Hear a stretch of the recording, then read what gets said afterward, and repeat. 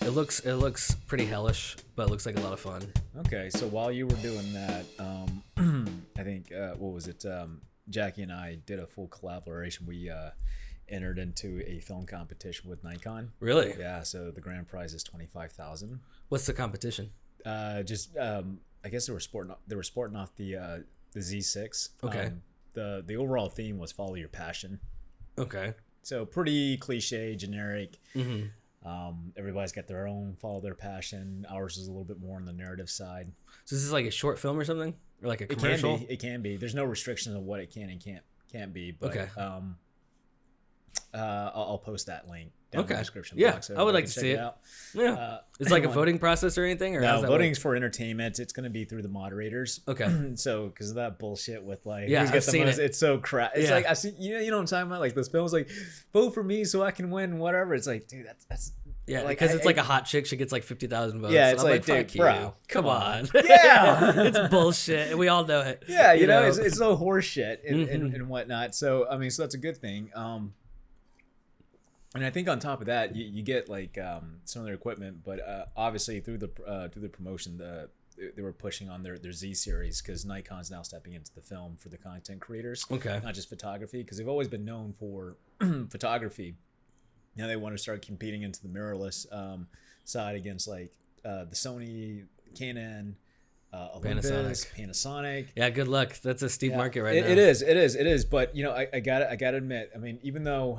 I mean, God, it was such a learning curve because we did kind of enter last minute. Mm-hmm. So it was like, it felt like one of those 24, 48 hours, like quick turnaround. I've done those time. like 10 years ago, but I've done them. Yeah. You know what? I'll be honest with you. I've actually enjoyed them. Yeah. Provided the concept. Yeah. I mean, they're a blast. Yeah, absolutely. They're just fun just to see how far you can push yourself, whether you win or lose and whatnot. God, I hope I win. Mm-hmm. It'll be fun. But more importantly, it's a nice way to see where your strengths and weaknesses are, what you can work on, what you can do better.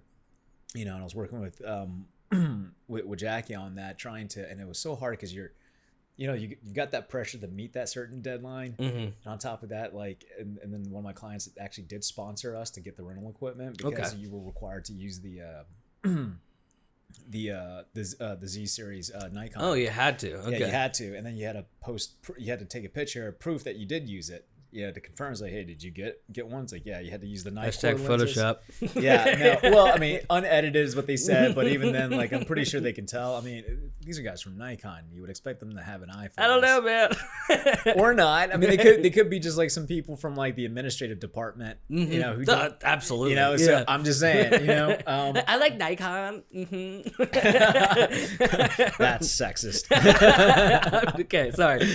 Administrative people aren't usually feminine. Okay. Yeah. All right. My bad. You know, but more, you know, obviously huge learning curves. I was making a lot of mistakes as I was going because I mean, when you switch over to a different camera, you're just like, you know, you give that time to learn about the new features, or not necessarily new features, but where these features are placed. Because just because you used to working with a Sony or a Canon or a Red, like certain features and how to access them, be it like either the time lapse mode.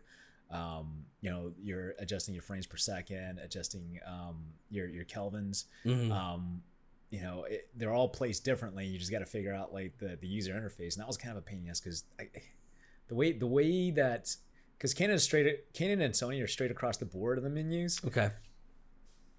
Nikon had to be that dick and put it on the side because you're so used to seeing it left and right. Now it's up and down on everything, and I was like. Fuck, this is gonna be one of those cameras, isn't it? I feel that, yeah. There's a lot of cameras I just hate. Red even does left and right, you know. Yeah, Red used to be a lot more complicated though. Yeah, no, but they've simplified because like they've simplified a lot because of the competition with Ari. Ari had a very simple menu, and that was like a lot of people were trying to switch to him, and then Red was like, we could do a simple menu too. No shit. You know, you think these guys would take a cue from like how Apple, you know how they just simplified it? Is like, look, we don't need to complicate this crap. That's why like. Palm, BlackBerry like fell off the market. It's like you're just overcomplicating everything. Like fucking make this easy. Although I do miss mechanical keyboards, like the whole idea of being able to touch a physical button. The QWERTY. You know, yeah.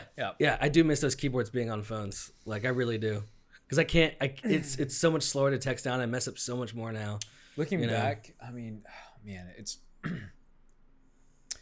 I don't know. I guess that's up for debate. It really depends on Oh, the that is a big preference. debate. Absolutely. You know, oh man, that's a great man. That's a potential can of worms you just opened, man. Maybe. You know, maybe somebody should just come out with a new smartphone like that and see how people react to it. Yeah. You know? No, absolutely. But going back to the Nikon, there is some potential where it's weak at, especially because we were using the Z series, the Z7.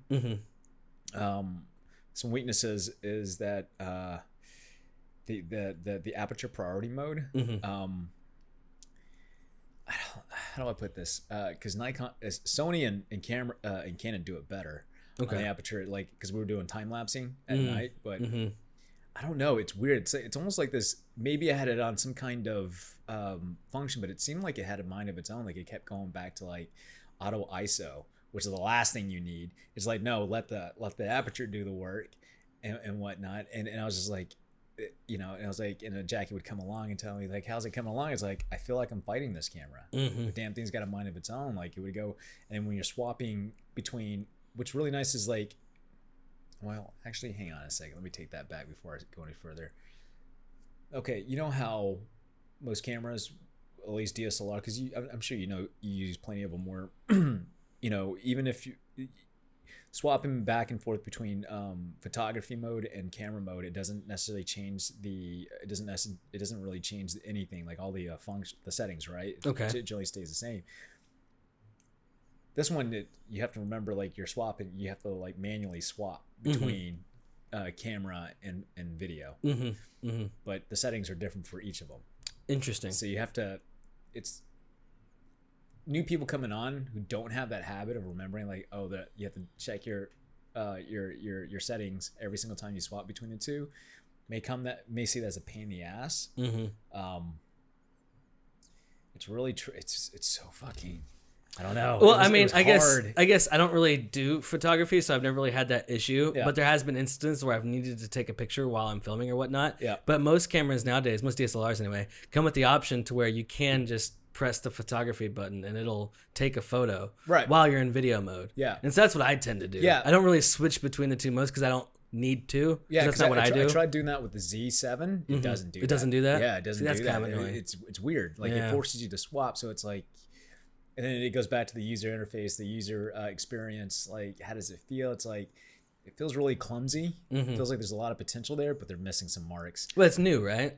So, I mean, this could be fixed. Firmware updates or something. I haven't kept up. The other problem is that the memory cards, the QCB X, which is like a much faster memory card because it's like the only one Nikon's the only one that use it, and you know Sony is the only manufacturer. Like 64 gigs will cost you like $150. Wow. Okay. Yeah, it's expensive. Just because like nobody on the market's making it. Because like not a whole lot of people are making cameras for that specific memory card. It's almost like when I remember when Sony was trying to like make their own memory cards, like this little skinny stick and whatnot, but nobody was using it because the SD card was more universal and easily accessible. But like they had this memory stick like crazy priced up high, but it's like it doesn't make any sense. Like if I can't, you know, it's almost like you might as well just buy into a red and just get everything modular and call it a day. Well, I mean, I don't know. When we shot a feature on the Ursa when it first came out, and the Ursa was the first camera to use what they called CFast 2.0 cards. Yeah, and so those were about $1,000 for a 128 gig card, and so that's what I would consider expensive. You know, $150 for a card. I mean, it's expensive for if you're comparing it to CF cards, but not really for you're not just in general. Yeah, you're not comparing it to a CF card for starters, and plus that, you know, the camera you were talking about. I mean, obviously, like the sensor's much bigger.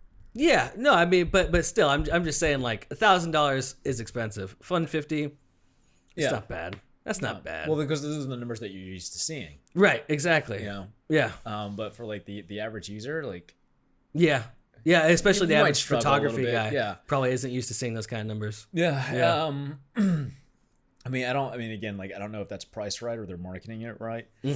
From what I can tell what I've been told when I bought the card from the store is that they are selling quite a few of them. So at least on the photography side, Nikon's got it pretty much locked down. It's just stepping into that video side. I'm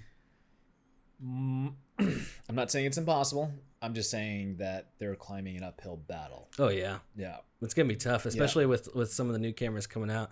I mean, it's because right now they're weak on the low light filming side. Yeah, that's gonna hurt them. Yeah, do they at least do like some type of 4K or maybe some type of maybe not RAW, because I couldn't really expect that from Sony, but maybe like a log format or Sony that. yeah, the Sony E7 III has a log. It does. Yeah, the Sony E7 III, the Mark IV 5D from Canon has a log.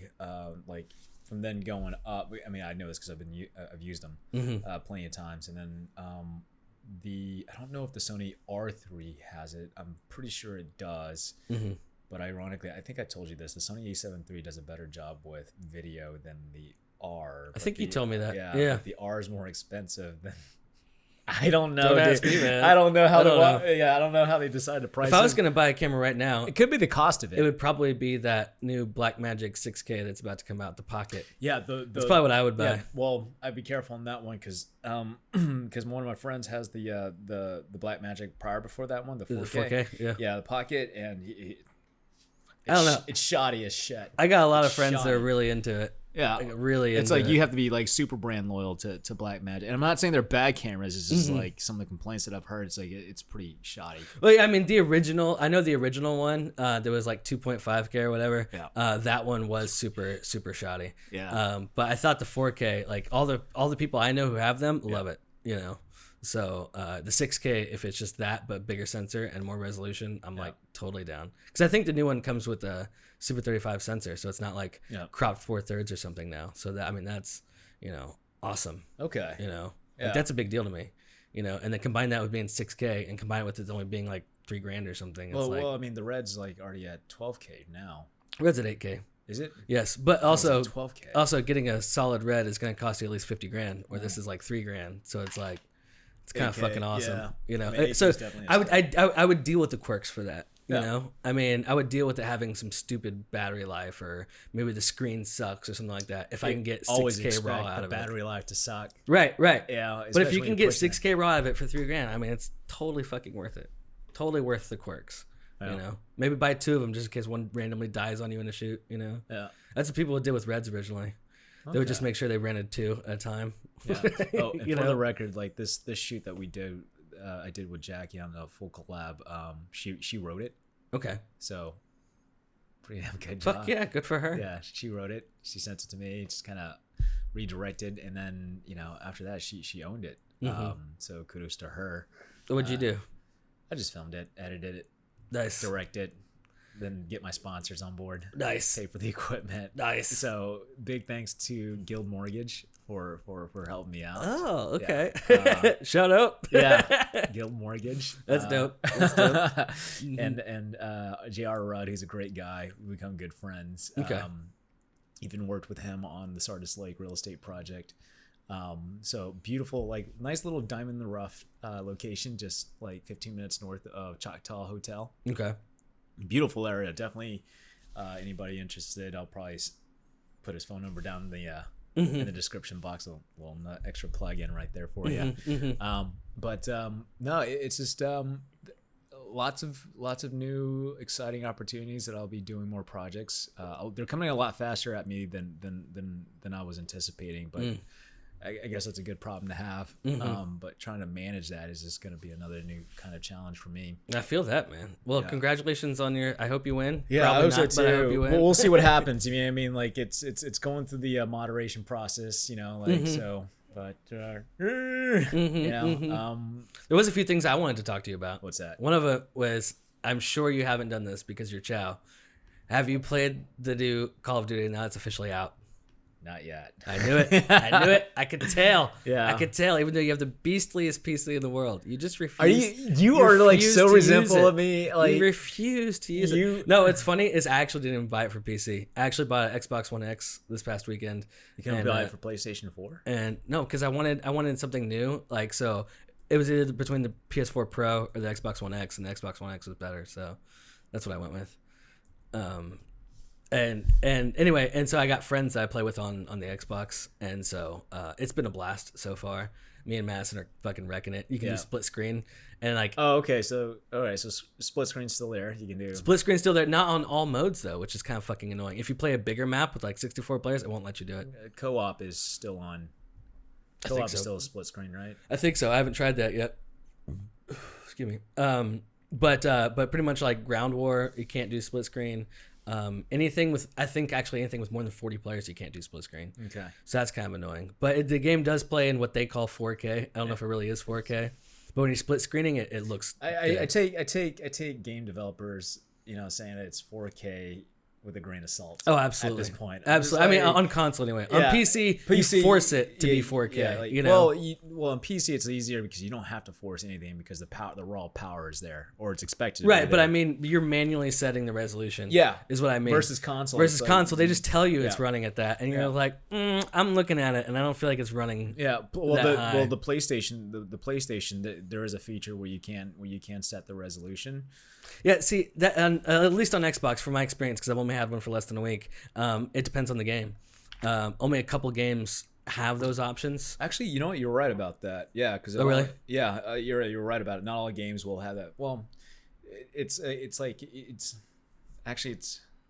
here's the thing. Here's what's interesting because in the PlayStation menu, it does allow it, but it all depends on the game, depending on the developer if they give you that authority. Authority, yeah. Like so, there's a 2-part caveat. It's not saying that it's not. It's like, well, no, it is. It's just it has to be within the game itself, not just like you can just upscale it out of nowhere. It's like, that's not how it works, asshole. Right. Yeah. So like for example, in PUBG on the Xbox, it has an option whether you want it to be frame rate heavy, which means if you want to play at like 1080 but have a high frame rate, or if you want it to be resolution heavy, so you have a high resolution but a lower frame rate. It gives you that option. So the Xbox, but that function is built into the Xbox as well, right? Okay. Yes. Yeah. So it's basically the same thing as the PlayStation. It's like, well, if PlayStation has it, Xbox has to have it to compete in the markets. Right. Otherwise, what's the point of getting an Xbox these days? Oh, absolutely. And the only reason I got one, honestly, is because like I have a 4K TV and I haven't really used it since I bought it. Yeah. Because I haven't had a 4K system. Okay. So this is my first 4K system that actually supports 4K gaming. So it's my first on that, and I'm enjoying the fuck out of it. And the new Call of Duty is fucking awesome, and you need to get it. But I guess we could play it anyway. As far as it's crossplay. Yeah. As far as storyline. I haven't played the story. Yeah, Are you kidding me? Wait, you bought the game? Wow. Well, okay. So I have seen some reviews on the story. Everyone says it's great, but it's short. That's the gist of it. It's great, but it's super short. So apparently. Why do I want to buy a game? Okay, because like I don't want to encourage this. Like I'm done encouraging this half-baked behavior in the gaming industry, where it's like we'll put the other half behind a paywall. Well, that's not like this. I mean, you get everything. It's just that the storyline, from what I hear, if they come out with the DLC, like hey, they might another part 2, and it's like the same amount of length of the original campaign, and they. I'm gonna be like, really? I could actually see that. I could actually see that. Come on, because one of the reviews I was watching said that it ended just as it was beginning to pick up. So it's like, are they trying to do like a part 2? Part 2 thing where you like it continues. I could see that. Yeah, it's just like that's the one thing that stopped me from like here's $60, like because I don't want to condone that behavior. It's like if you're gonna go all the way through this just to meet your just to satisfy your shareholders, like, all right, fine, but you can do it without me. Right. I feel that. And I'm not trying to be cynical. Actually, I am being cynical, but I'm not. The intent is it, but it's just I think it's a fair reaction. No, I agree with you. I really do. I agree with you. If that's like their plan, that's super fucked up. Yeah. But we don't know what their plan is, so I can't. Right. I mean, we're not in the board meetings, right? Exactly. Telling us like we're gonna take over the world by ripping everybody off, right. Which I could totally see, but I don't know. We're not there. I don't know. Overall, the game is just a good fucking game, and everyone seems to love it. I haven't seen like a bad review of it yet. And even my friends who don't play Call of Duty anymore because Call of Duty sucks dick, they're playing it. So that's pretty cool. So I mean, because like when we started talking about it, I mean, from the impression that I got, I mean, they're taking like a lot of the best of each world, like not trying to reinvent the wheel, but just taking the best features of what made Call of Duty Call of Duty. But my biggest other complaint was even the mechanics of Call of Duty was starting to feel really dated and whatnot. Now my complaints are now starting to like leak over to DICE's like Frostbite 3.0 engine. It's like, hey, look, it's starting to feel a little dated now. Because I've seen it. Like for you, maybe it still looks good because you're not accustomed to seeing it. But for me, seeing it, I'm like, Well, honestly, like 6 months ago, I couldn't have really had an opinion on it because it'd been a while since I've played anything Frostbite. But Yeah. I've been playing a lot of Battlefield 5 on the PC, and I put all my shit up on Ultra, and it looks fucking awesome. Like, it looks so good, Chow. Like, there's very few games that look better. Like, very few. Well, It'd be hard to find one, actually, Well, that looks better. I think right now it's the only game that, and it's not really much to brag about, ray tracing. Yeah. Remember the? But I don't have the but RTX card. I'm just saying, But yeah. I'm just saying, like, it's the only game that I know of, to my knowledge. There's like 3. Yeah, it's just like, not that it's a big deal. But And even the ray tracing ooh. is stupid because it's just reflections in that game. So it's just, it makes the reflections look more real. But who gives a fuck about reflections? Yeah, because everything's moving TNM quick for you. It's like it's too quick. Yeah. It's too quick. It's not. I don't know. I'm sorry, but if somebody's shooting at you, I doubt you'll be spending time looking in your reflection. Yeah. And more paying And attention to like what's and they're shooting trying to at you. give it like as some strategical advantage, like, oh, you'll see somebody coming because you'll see them in the reflection. It's like, man, Well, nobody's paying attention that hard. Get the fuck Yeah, out of here. but man. I mean, if they can get the graphics to where it'll incentivize you to like say to like start doing that. to start doing that, that's a different take. Yeah. Where it's kind of like, now you could just take like how in World War II, like Saving Private Ryan, there was a scene where one of the guys was, I think it was Tom Hanks, who takes a little broken mirror and puts it to see where the sniper's at. Yes. Yes. And he does that. Like, if they can do something like that in Battlefield 5, it's like, yeah, that's all right, kind of fucking cool. we're getting somewhere, just to have that little feature to see like what's behind the next wall. Like, if somebody's camping, because those assholes will always camp and just like pop people as they go by. That's one way of doing it. And he's like, oh, I know where to throw the grenade. Oh, that is one complaint people have of the new Call of Duty is that some people say that the maps encourage camping. It's actually a pretty big complaint, only because they're so different from normal Call of Duty maps. It's not the normal three lane bullshit. It's more of like a kind of a Battlefield sort of a thing where there's so many ways to go and so many windows and so many rooms to hide in that they say it just encourages camping. Do you know how players in Battlefield resolve that issue? How's that? You blow up the building. Absolutely. That's how we resolve it. Absolutely. It's like, where's that fucking? He's in that building. It's like, it's like, hold my beer. No, I agree with you. I've really started embracing grenades lately for that reason. It's just like, like there's certain buildings that have like vents with like little fans in them, and you can actually throw grenades through those vents to go inside and blow people up. And I'm like, yes. Yeah, no. That's how you do it. That's pretty cool. I like that. Right? That's a cool feature. Yeah. Okay, I can do that. Yeah, me and Mass have been dominating on realism mode. She loves it for some reason. Oh, is that the one where they just shut down the entire hub and it's just like you just use your eyes? Yeah, and anticipate. Occasionally you can get a map to come up if you have like the ability. You press this little button on your shirt there, and it brings up a little HUD for you for like 20 seconds or something. So occasionally you have those powers, but for the most part, no, you don't see shit. Okay, so hold that thought. Okay, a new trailer did just launch. Okay, you remember back when we started this podcast, one of my biggest issue was Blizzard. Besides setting aside the whole China situation, you want to talk about Diablo, don't you? I haven't even seen the new trailer. Oh my god! Okay, you know what? No, we're not watching it right now. Why? No. Just fucking just show clips of it right here, and then tell me about it. Okay, all right. So Blizzard, or just the company in general, minus its political views, we won't go there.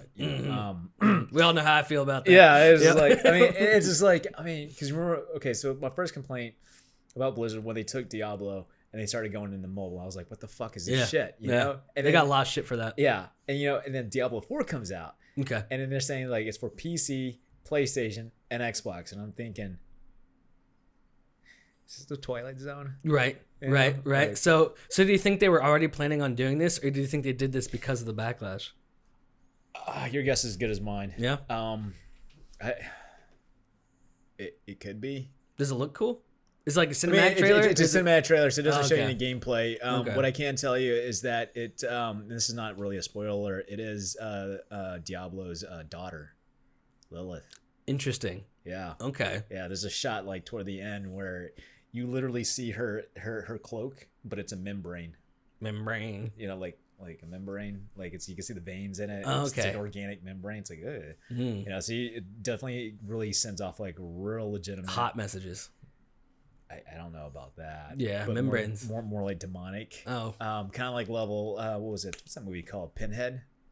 Kind of feel. Oh yeah, I know. Pinhead. It's got that almost like that Pinhead, but definitely like I don't know. She looks like a badass. Yeah, I'd say badass out of hell, but like, that was terrible. Yeah. God damn it. That's your cheesy joke of the day. Glad we got that out of the way. You know, I was just like, I wanted to say, I was like, man, he's gonna fucking hate me. Yes, I am, because you just your cheesy jokes but, are so bad. You know, but so is this a savings grace for Blizzard? Not quite. They're still. I mean, they still got quite some work ahead of them. Yeah. Is this an opportunity for them to redeem themselves? Maybe.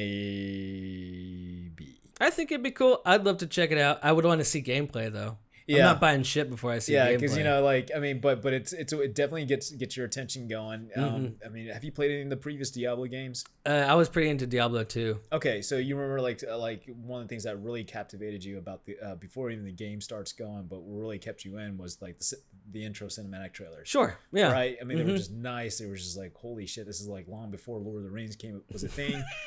You know, Matt. What does Lord of the Rings have to do with it? It doesn't, but it's like that build, that like that combination of medieval and magic and sorcery and you know heaven and hell kind of feel, just all colliding into one universe. You know, but it definitely, it's something that Blizzard's always been good at, was putting cinematic trailers together and really just keeping your attention. You know, because you always want to like know what's going to happen next. Right. What's going to happen next, even though you knew there was only 3 levels. Right. Really long levels, because there was like a level, then a sub level, then a sub level, then a mini boss, then another sub level, and then another mini boss, then a sub level, final boss, storyline, side quest. Then you move on to the next. Yeah. See, I was never that good at Diablo. Why? It's just point and click. Yeah. It's just you know, when it got to the hard stuff where you like had to be like strategic, I was never very like. Yeah, it just had to be a level like 99 or something. Yeah, see, and I just 102.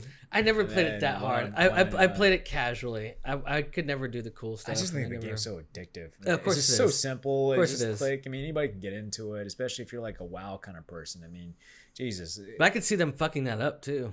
You know what I mean? Can you like not jinx this, man, for once? Sorry. All right. Come on. It's gonna be the greatest game ever, Chau. Exactly. You haven't even seen gameplay. I know, but I'm a little okay. Like I know I should be more cautiously optimistic. It's hard not to be, because I do miss the Diablo universe. You know, and plus now taking the story even further, and it's like introducing a new villain antagonist, and then showing that it's his daughter really sets a whole new different field. And I'm really curious how this is going to pan out. Like, you know, they're going to be like new classes to pick from, because like from Diablo 3 there was the you had the barbarian, the knight, there was a witch doctor, let's see who else, wizards, Okay. you know, and I think there's 2 more, I can't remember, but I never played them. Oh, and the necromancer. That was one of my favorites. Racist skeletons instead of an whole army. That's just cool. Okay. Because if you remember that from Diablo 2, you would know. Yep. I don't really remember too much. But anyways, I'm excited about that. No, that's cool, man. And whatnot. You know, and then, you know, while we're on that, this whole gaming subject, did you hear about like there's some criminal activity going through Fortnite? No. What was it? Yeah, so Hollywood Reporter reports that Epic Game responds to Fortnite money laundering.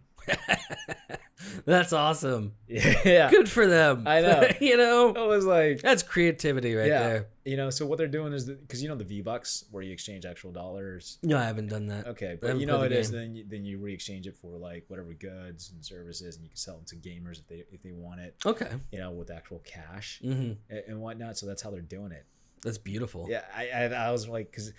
You know, yeah. So let me read this out to you verbatim. Epic Games has issued a response to a recent report in the UK news outlet, The Independent, that claims cyber criminals have been using the game Fortnite to launder stolen funds via the title and in-game currency V-Bucks. Epic Games takes these issues seriously. Blah blah blah blah blah. As chargeback and fraud put our players and our business at risk. Not really. I mean, not really. It's a victimless crime. Yeah. Come on. Nobody's really getting hurt. Right. You know, as a spokesperson for Epic Games told The Hollywood Reporter, as always, we encourage players to protect their accounts by turning on 2-factor authentications, not reusing passwords and using strong passwords, not sharing accounts information with others. According to the independent report, criminals are using stolen credit card details to purchase. Still, nobody's getting hurt. Oh no, stolen credit cards hurt people. Yeah, that does hurt people. Not physically, emotionally. I mean, no, like deadly. Yeah, like, if that's a word. Yeah.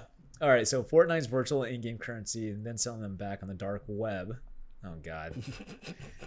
I've gotten so much flack from colleagues about like, are you on that dark web? Because the whole crypto thing. Because I fully support it, and even you too. You think I'm like. You think it's like, oh, it's a bunch of drug dealers and criminals. It's like, I mean, quite work it is. But okay, anyways, fine. well, it's all about anonymity, okay? No, that's true. I agree with that. Cleaning the stolen funds by running them through an official transactional process.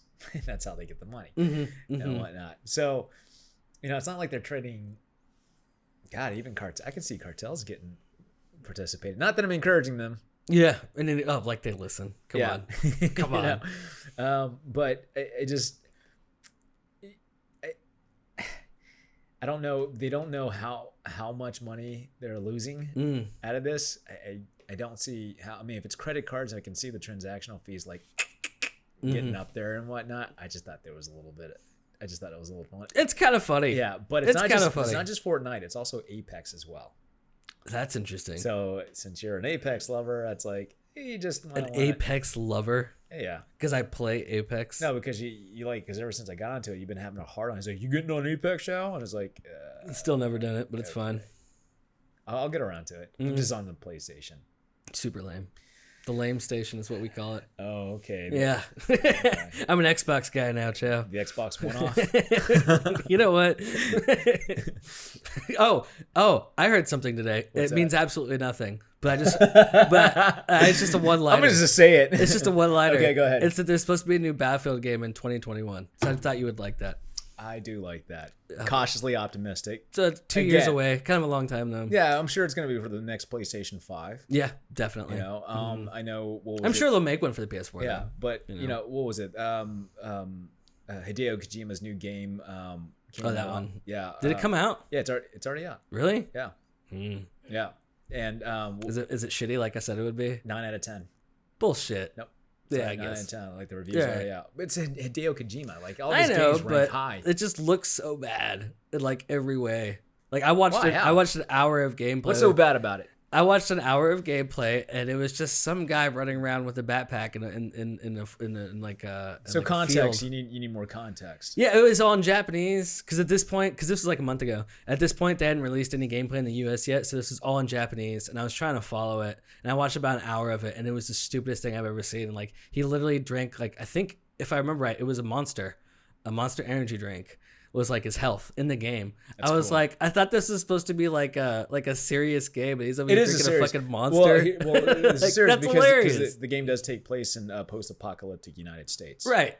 Okay, but he just finds Monster around and drinks Monster. There's a little bit more mysticism to it. Okay. I mean, I don't know what the details are. It just sounded like kind of like a sellout move for a game I thought was supposed to be super fucking like you wouldn't see that in any other serious game. You wouldn't see it. You would see that in this is a game that you would see that in Serious Sam maybe. Well, no, this is Call of Duty this maybe. is a game that gave the middle finger to what's that game? What's that game company that gave him the boot? Fuck, I can't remember. Konami. Okay.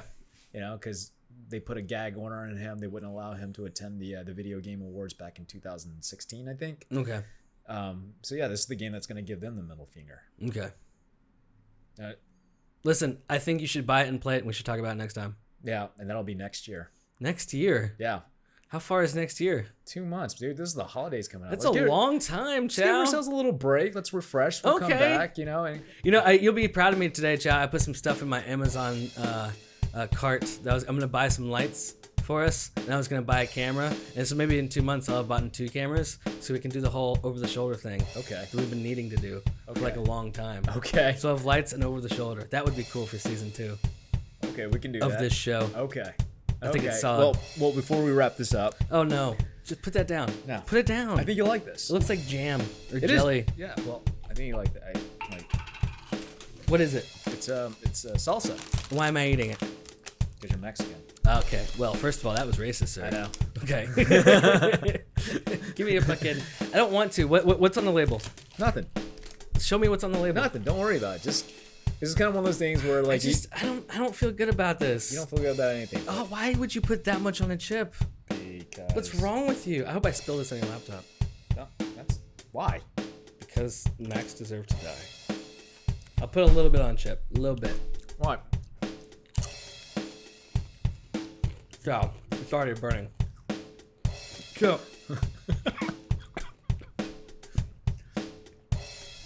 So what you Yeah, that's the worst thing in the world. Carolina Reaper salsa. It's good, isn't it? Mm-mm. Why? Mm-mm. I like it. Mm-mm. Well, you want chip though, don't you? Yeah. Mm. You don't like it? Mm-mm. Man, you're really turned up. Chow, that hurts my insides. I think it's great, dude. Mm-mm. No. Mm-mm. No? Mm-mm. You okay? This is why I don't trust you. In any shape or fashion. Why? It's like too spicy of shit. It's a fault you have. I think it's pretty good. There's something wrong with you.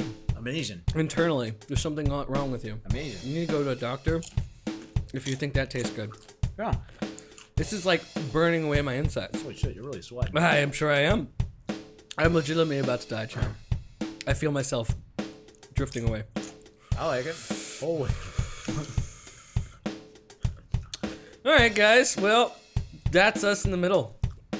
And we'll see you guys in 2 months. Or 3. Or 4. Depending on how long our vacation is. I hate you. Huh.